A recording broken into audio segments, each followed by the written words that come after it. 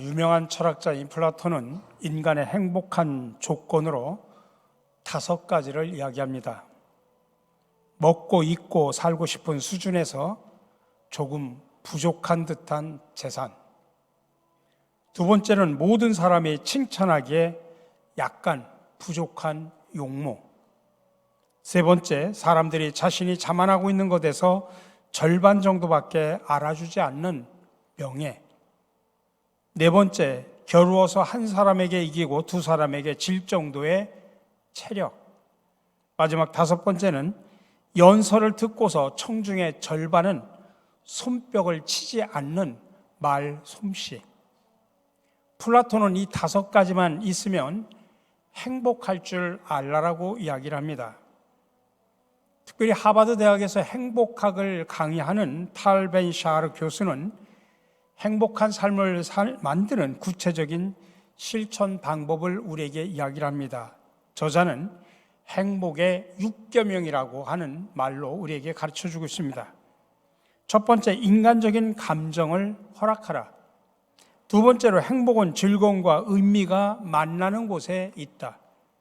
세 번째, 행복은 사회적 지위나 통장 잔고가 아닌 마음먹기에 달려있음을 잊지 말라.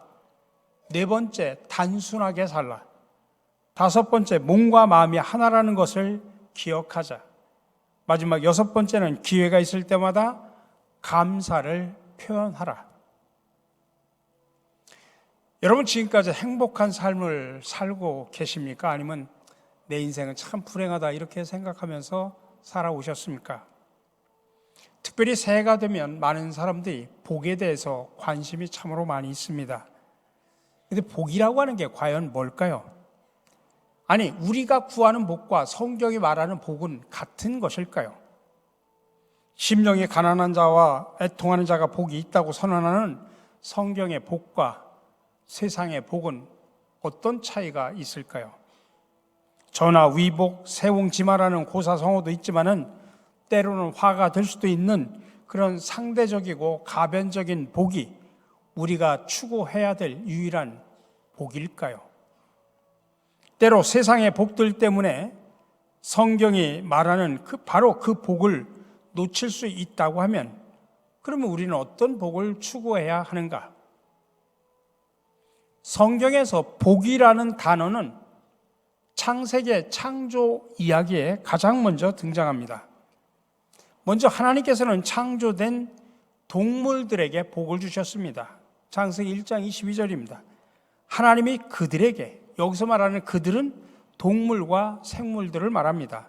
복을 주시며 이르시되 생육하고 번성하여 여러 바닷물에 충만하라. 새들도 땅에 번성하라.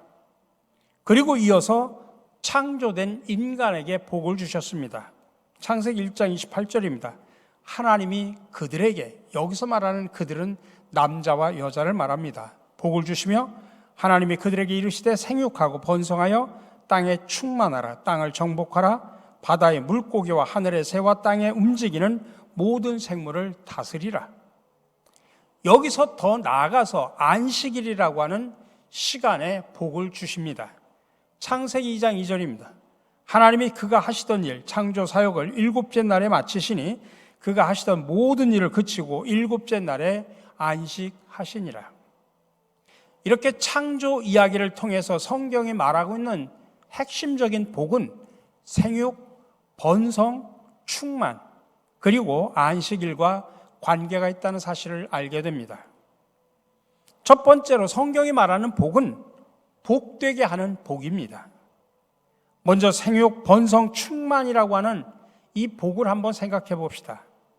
이 복을 우리가 문자 그대로 보면 자손의 수가 불어나고 소유가 늘어나고 지경이 넓혀진다 이렇게 생각할 수 있습니다.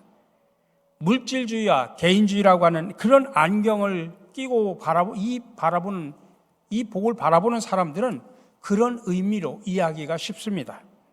나의 자손이 많아지고 나의 소유가 넘치고 나의 영역이 넓어지는 것, 이런 의미에서 복은 자기라고 하는 거대한 저수지에다가 물을 담고 살아가는 사람들이나 마찬가지입니다.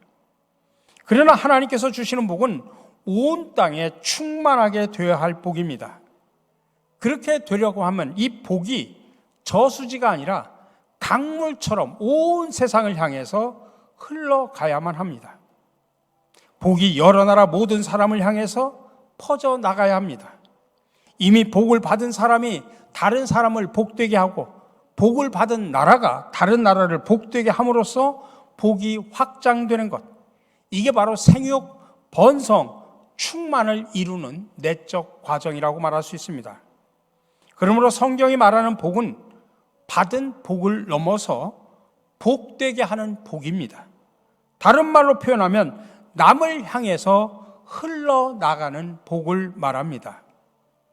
남을 행복하게 하는 것, 그것도 가능한 한 많은 사람을 행복하게 하는 것보다 더 값진 일은 없을 것입니다.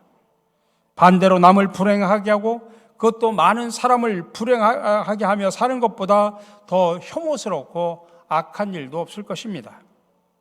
말 한마디에서부터 행하는 모든 일마다 남을 기쁘게 하고 행복하게 할 수 있는 사람이 사실은 가장 복받은 사람입니다. 지난주일 말씀대로 그는 이 땅에서 천국을 만들어가는 사람입니다.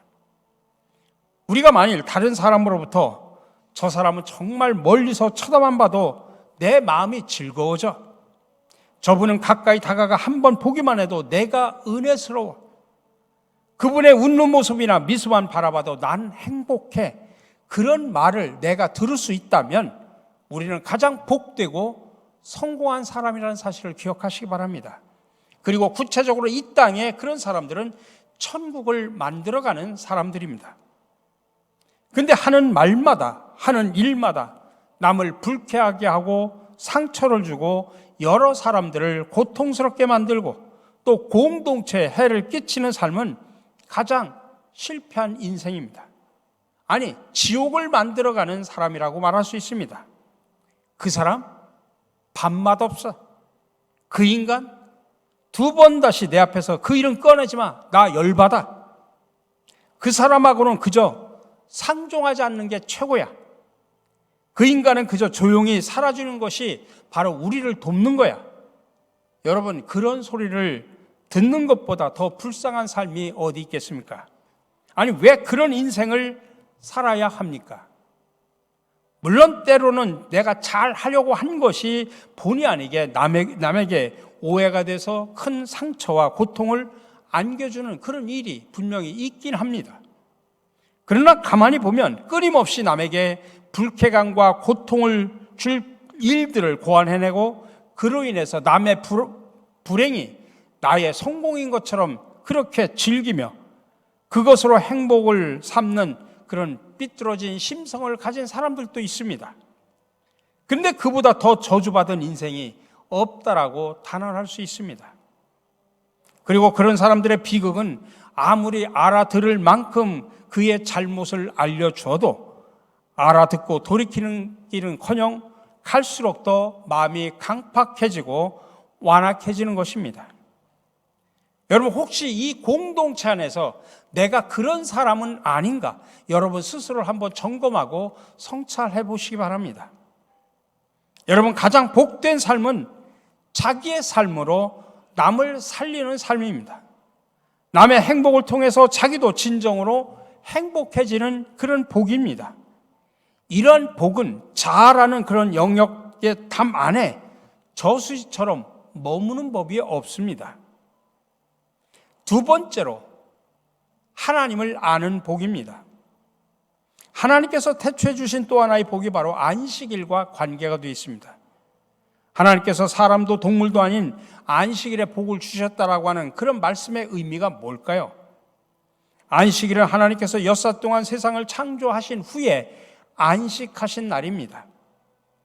엿새 동안 창조한 후에 피곤해 지치신 하나님께서 피로를 푸시기 위해서 쉬는 쉼, 그게 아니다라는 이야기입니다. 이거는 마치 오랜 작품에 몰두했던 예술가가 완성된 작품을 보면서 너무나 흡족하고 너무나 기뻐하는 그런 모습입니다. 그 안식은 아무것도 하지 않고 쉬는 시간이 아니라 감격에 겨워서 함께 기뻐하고 함께 축제를 벌이는 그런 시간입니다.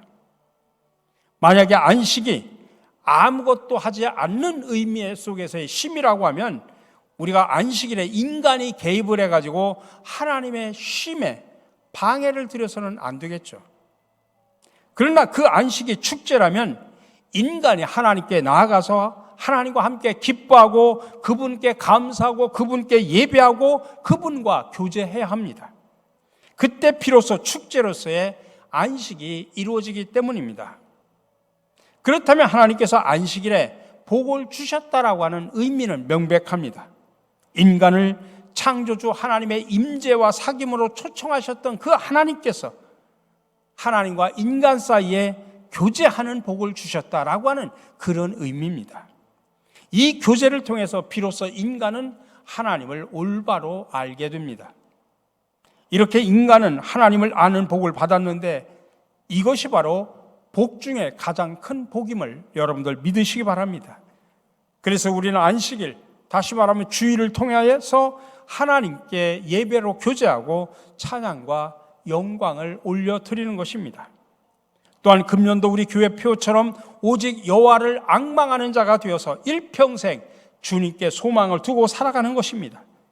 이것이 일평생 주님과 교제를 나누며 살아간다는 의미입니다. 세 번째는 가라, 복이 되라 말씀하고 있습니다. 창세기 12장의 아브라함의 이야기 속에서 다시 복이라는 단어가 등장합니다. 하나님께서는 아브라함에게 복을 주셨습니다.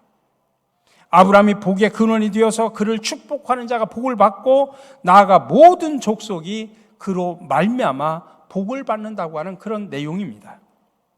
이 복은 창조 때 아담에게 주셨던 바로 그 복이 다시 회복된 것입니다.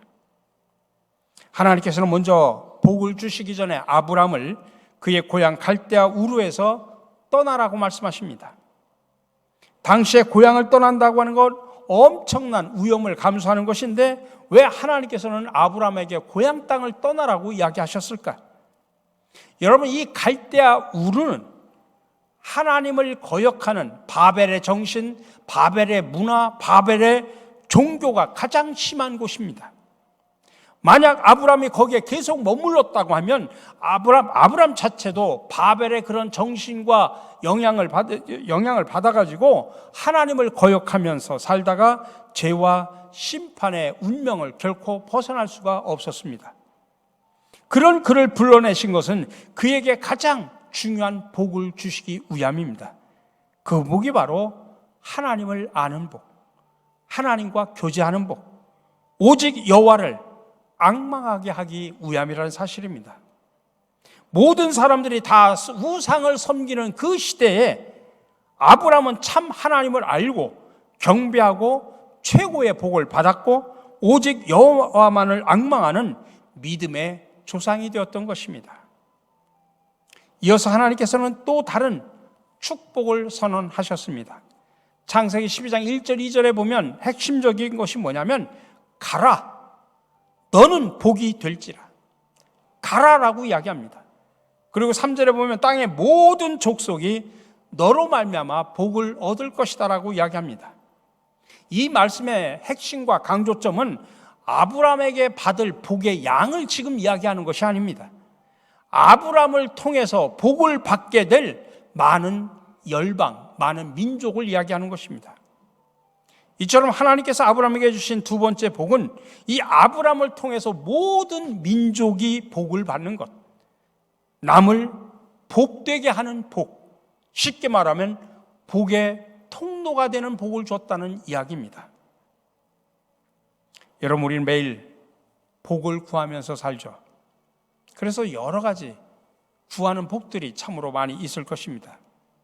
근데 그중 어떤 복을 먼저 구하면서 살아야 할까요? 창조 때 하나님께서 아브라함에게 주셨던 그 복, 그리고 아담에게 주셨던 복과 아브라함에게 다시 회복시켰던 바로 그 복을 우리는 구할 수 있어야 됩니다. 지금 2023년 새해가 두 주일을 보내고 있습니다. 무엇보다도 여러분들에게 두 가지 복을 구하라고 간곡하게 부탁을 드립니다. 첫 번째로는 하나님을 아는 복을 구하시기 바랍니다. 오늘 본문 시편의 말씀입니다. 복 있는 사람은 악인들의 꾀를 따르지 아니하며 죄인들의 길에 서지 아니하며 오만한 자들의 자리에 앉지 아니하고 오직 여호와의 율법을 즐거워하여 그의 율법을 취하러 묵상하는도다. 그는 시냇가에 심은 나무가 철을 따라 열매를 맺으며 그 잎사귀가 마르지 아니한 같으니 그가 하는 모든 일이 다 형통하리로다. 시편 128편입니다. 여호와를 경외하며 그의 길을 걷는 자마다 복이 있도다. 창조주가 주신 선물을 많이 가지고 있으면서도 그 선물을 주신 창조주를 모르고 살아가는 사람들이 얼마나 많은지 모릅니다. 그러나 하나님과의 인격적인 관계를 우리가 맺지 못하고 살아간다고 하면 성경이 말하는 진정한 복을 모르는 사람입니다. 그러므로 우리는 무엇보다도 먼저 하나님을 아는 복을 구하면서 하나님과 친밀한 교제를 나눌 수 있도록 최선을 다해야 됩니다. 두 번째는 남을 복되게 하는 복을 구하시기 바랍니다. 생육하고 번성하라고 하는 하나님의 뜻이 이 땅 속에서 구체적으로 이루어지려고 하면 우리는 남을 복되게 하는 삶을 살아야 됩니다. 한동안 개그맨이 그 얘기했죠. 배워서 남주냐? 그 말을 가지고 그래 배워서 남주자 그런 이야기를 한 적이 있습니다. 배워서 남주자. 여러분 아담이 그렇게 창조되었고 아브라함이 그런 존재로 부름을 받았고 예수님께서도 그래서 주는 것이 받는 것보다 복되다라고 이야기하셨습니다. 그러므로 내가 나 혼자 복을 받아서 나 혼자 움켜쥐고 있는 복의 저수지가 아니라 이제 복의 파이프, 복의 통로가 되어서 나로 인해서 남이 복을 받게 될 때 우리는 진정으로 복 있는 사람이라는 사실을 기억하시기 바랍니다. 우리는 흔히 그러죠. 와서 복을 받아라고 이야기합니다. 여러분 교회 와서 여러분 복 받으십시오. 근데 하나님은 그렇게 말하지 않습니다. 가서 복이 되라고 이야기합니다. 가서 복이 되라. 이미 하나님께서는 저와 여러분들에게 수많은 복을 주셨습니다. 근데 그 복을 여러분 혼자 담고 있는 저수지가 되지 말고 세상에 나가서 가서 흘려보내는 강물이 되어서 많은 사람들이 너로 인하여 복되게 하라는 이야기입니다. 달란트 비유와 청지기 비유가 교훈한 바가 뭡니까? 얼마나 많은 달란트를 가졌느냐 그게 중요한 게 아닙니다. 그 많은 달란트를 가지고 얼마나 많은 사람들을 복되게 했느냐 이게 바로 가장 중요한 초점입니다.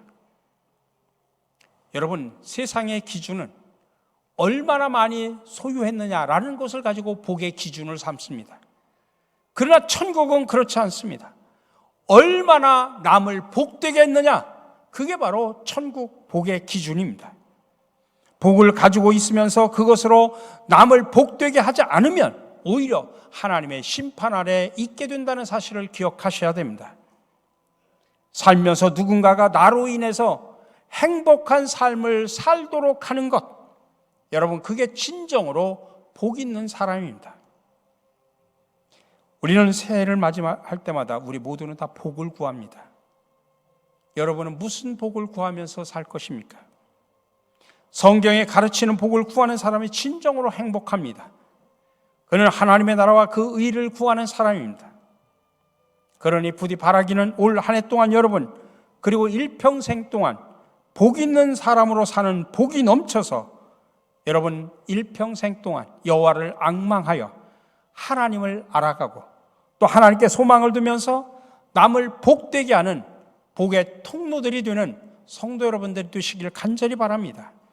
이것이 바로 이 땅에서 천국을 만들어가는 일꾼의 아름다운 모습이라는 것을 기억하면서 열심히 실천하여 아름다운 열매들을 주렁주렁 맺어가는 저와 여러분들이 되시기를 주님의 이름으로 간절히 축원합니다.